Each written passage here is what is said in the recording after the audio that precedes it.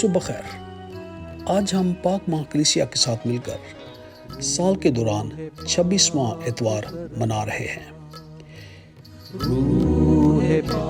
میری اور فادر عنایت کی طرف سے آپ سب کو یہ اتوار بہت بہت مبارک ہو۔ مسیح خداوند میں میرے عزیزو، اتوار ایک مسیحی کی زندگی میں بہت اہمیت رکھتا ہے۔ اتوار کو چھوٹا ایسٹر بھی کہا جاتا ہے، یعنی اس دن ہمارے خداوند یسوع مسیح مردوں میں سے جی اٹھے، اور ابتدائی کلیسیا نے اتوار کے دن کو مسیح خداوند کے زندہ ہونے کی خوشی منانا شروع کی، اور آج تک یہ روایت ہے کہ پوری دنیا میں مسیحی لوگ اتوار کے دن جمع ہو کر مسیح خداوند کے زندہ ہونے کی یاد مناتے ہیں۔ آج کی پہلی تلاوت عدد کی کتاب اس کا 11واں باب 25ویں سے 29ویں آیت تک۔ تب خداوند بادل میں نیچے اترا اور اس سے بولا، اور اس روح میں سے جو اس پر تھی لے کر ان 70 مردوں پر ڈالی۔ آج کی دوسری تلاوت یعقوب رسول کا خط اس کا 5واں باب 1 سے 6 آیت تک۔ اب اے دولت مندو، تم آؤ، اپنی ان آفتوں کے سبب سے چلا چلا کر رو جو تم پر آنے والی ہیں، کیونکہ تمہارا مال گل سڑ گیا اور تمہارے کپڑے کیڑے کھا گئے۔ آج کی انجیل مقدس لوکا کے مطابق اس کا 9واں باب۔ اور دیکھو، ہجوم میں سے ایک آدمی نے چلا کر کہا کہ اے استاد، میں تیری منت کرتا ہوں کہ میرے بیٹے پر نظر کر، کیونکہ وہ میرا اکلوتا ہے۔ آج کا گیان، مہاجرین اور بے گھروں پر رحم کرنا۔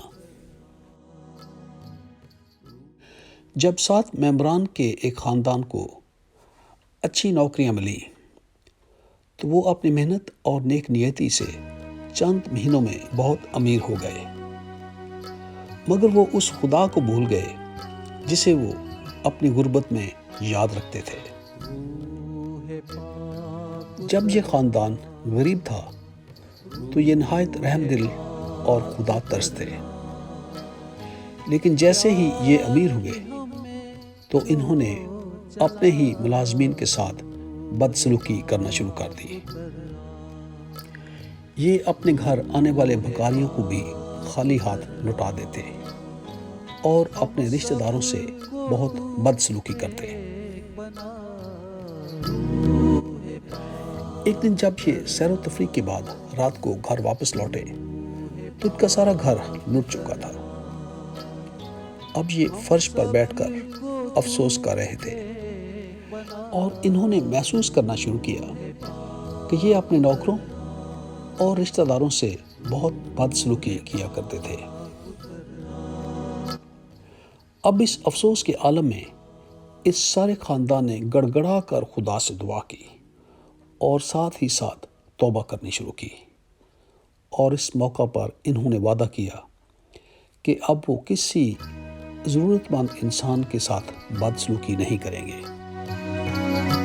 اب جب یہ سارا خاندان افسردہ تھا تو اچانک ان کے گھر کے دروازہ کی گھنٹی بجی، اور جیسے ہی انہوں نے دروازہ کھولا تو وہاں پر پولیس کھڑی تھی۔